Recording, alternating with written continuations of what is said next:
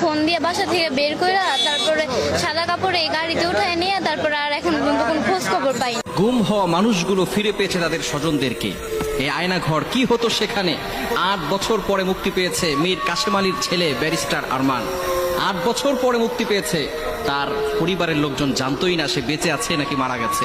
কি হতো এই আয়না ঘরে, যেখানে মানুষকে নির্যাতন করা হতো, অন্ধকারে কারাবদ্ধ করে মানুষের ব্রেনকে নষ্ট করে দেওয়া হতো। একজন মানুষ যাতে করে সচল থাকতে না পারে, তার যতগুলো অ্যাবিলিটি আছে, তার ব্রেন ক্ষমতা যা আছে, এগুলো সবকিছু নষ্ট করে ফেলা হতো।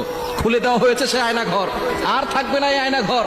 এখানে কোনো আলেমকে আর বন্দি করা হবে না, অন্যায়ভাবে কোনো আলেমকে আর বন্দি করা হবে না সেখানে। সুতরাং আল্লাহ তাআলা আমাদেরকে স্বাধীনতা দিয়েছে, আমরা মুক্ত হয়েছি এই অত্যাচারী শাসক থেকে। আল্লাহ তাআলা আমাদেরকে স্বাধীনতা দিয়েছেন।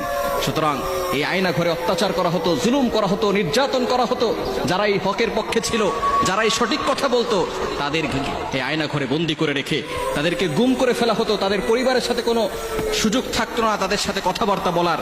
পরিবার জানতোই না ছেলেটা বেঁচে আছে নাকি মারা গেছে।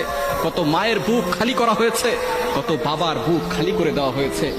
একটু চিন্তা করে দেখেন, এই যে জুলুম করেছে, এই জুলুম আল্লাহ তাআলা সহ্য করতে পারে নাই। কত নিরীহ মানুষগুলোকে এভাবে কারা বন্ধ করে দুনিয়া থেকে বিদায় করে দিয়েছে।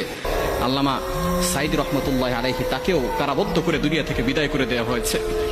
তিনি শেষ বিদায়ের যে হাসিটা দিয়েছিলেন, আজকে যদি তিনি বেঁচে থাকতেন তাহলে তিনি আবারও সেই হাসিটা দিতে পারতেন। যারা এভাবে মারা যায় ইসলামের জন্য, যারা এতদিন আয়না ঘর ছিল গুমের শিকার পরিবারদের মুখে মুখে, কিন্তু সেই আয়নাঘর থেকে মানুষ ফিরে আসার পর এখন হঠাৎ নিখোঁজ হওয়াদের নতুন ঠিকানা কচুক্ষেত। বুধবার অনেক ভুক্তভোগী পরিবারের স্বজনদের খোঁজে আসেন আয়নাঘরের সামনে। সাবেক প্রধানমন্ত্রী শেখ হাসিনার সরকারের পতনের পর গেল 16 বছরে গুম হওয়া মানুষদের খুঁজতে হঠাৎ করে আলোচনায় আসে আয়নাঘরের। মঙ্গলবার সেখান থেকে মুক্তি পান প্রায় 2 শতাধিক মানুষ। বুধবার রাজধানীর বিভিন্ন জায়গা থেকে গুমের শিকার পরিবারের সদস্যরা হাজির হতে থাকেন কচুক্ষেত এলাকায়। সকালেই খবর মেলে ইউপিডিএফ এর নিখোঁজ নেতা মাইকেল চাকমাকে আয়নাঘর থেকে মুক্ত করে পরিবারের কাছে ফিরিয়ে দেওয়া হয়েছে। এরপর ভিড় বাড়তে থাকে সেখানে। কারো ভাই নিখোঁজ, কারো বা স্বামী। আমার হাজবেন্ডে মানে 2012 সেপ্টেম্বরের 30 তারিখে সন্ধ্যাবেলা মানে বিকালবেলা 5টার দিকে ফোন দিয়ে আনছে স্যাম্পল দেখাইবো কইয়া। অস্ত্র টস্ত্র বাসায় সবার ঠেকাইয়া তারা আইনের লোক বলছে যে আইনের লোক তারা, হ্যাঁ আইনের লোকই ছিল, কাটও দিছে, বলছে আমরা আগে থেকে আসছি। বাবাকে ফোন দিয়ে বাসা থেকে বের করে তারপরে সাদা কাপড়ে গাড়িতে উঠায় নিয়ে তারপরে আর এখন পর্যন্ত কোনো খোঁজ খবর পাই না। দিনভর অপেক্ষা থাকা পরিবারের এসব সদস্যরা অনেকে জানেও না যাদের খোঁজে তারা এসেছেন তারা বেঁচে আছে কিনা।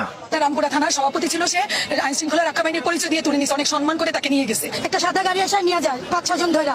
এখন থেকে আমরা ডিবিতে গেছি, থানায় অভিযোগ করছি, মোহাম্মদপুর কোনো আমরা খোঁজই পাইনি। নিখোঁজ হওয়ার পরে আমরা অনেক চেষ্টা করছি, সাংবাদিকের মাধ্যমে জিডি করছি, থানায় গিয়ে, কিন্তু আমরা তার আজ পর্যন্ত কোনো সন্ধান পাই নাই। তবে এখান থেকে কাউকে সরাসরি হাতে তুলে দেওয়া হয়নি।